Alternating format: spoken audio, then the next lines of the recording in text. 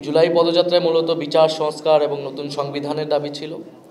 পাশাপাশি আমরা জুলাই ঘোষণাপত্রের কথা বলেছিলাম এবং জুলাই সনদের কথা বলেছিলাম সংস্কারের দাবিতে। সরকারের পক্ষ থেকে আমরা জানতে পেরেছি যে জুলাই ঘোষণাপত্রটি সরকার 5ই আগস্ট গণ অভ্যুত্থান এবং গণ অভ্যুত্থানের সকল পক্ষ এবং রাজনৈতিক দলের সমন্বয়ে এটি ঘোষণা করতে যাচ্ছে। আমরা সরকারের উদ্যোগকে স্বাগত জানাই। আমাদের দাবি ছিল যে 5ই আগস্টের মধ্যে জুলাই সনদের বিষয়টি যাতে সুরাহা হয়। জুলাই সনদের বিষয়ে আপনারা জানেন যে ঐক্যমত হয়েছে ম্যাক্সিমাম জায়গায়, কিছু জায়গায় দ্বিমত রয়েছে। ঐক্যমত কমিশন থেকে এখন আসলে জানানো হয়নি যে এই বিষয়গুলোতে আপত্তি রয়েছে, নোট অফ ডিসেন্ট রয়েছে, সেগুলোতে নিয়ে তাদের পরিকল্পনা কী।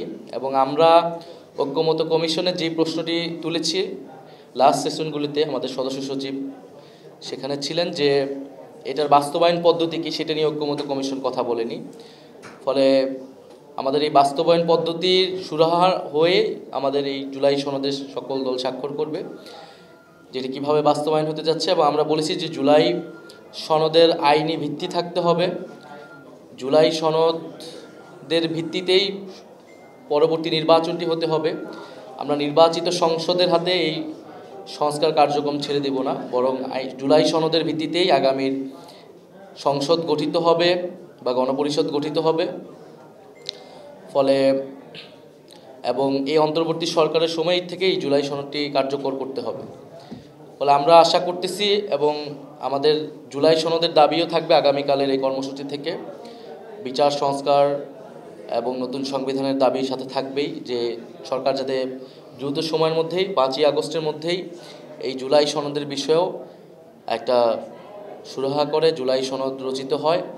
এটি সারা দেশের মানুষের দাবি, গণ অভ্যুত্থানের অংশগ্রহণকারী সকলেরই দাবি, যাতে আমরা এই 1 বছর পূর্তিতে আমরা সকল পক্ষ একসাথে আমরা যাতে এই আমাদের এই পরিবর্তনের রূপরেখাটি আমরা সবাই একসাথে এটা উদযাপন করতে পারি।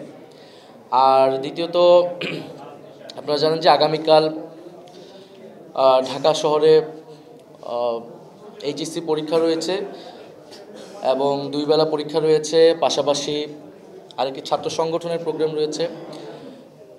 জাতীয়তাবাদী ছাত্রদল তাদের কর্মসূচি ছিল শহীদ মিনারে। আমাদের অনুরোধে তারা সেখান থেকে সরিয়ে শাহবাগে তাদের কর্মসূচিটি নিয়ে এসেছে। এর জন্য আমরা তাদেরকে আন্তরিকভাবে ধন্যবাদ জানাই।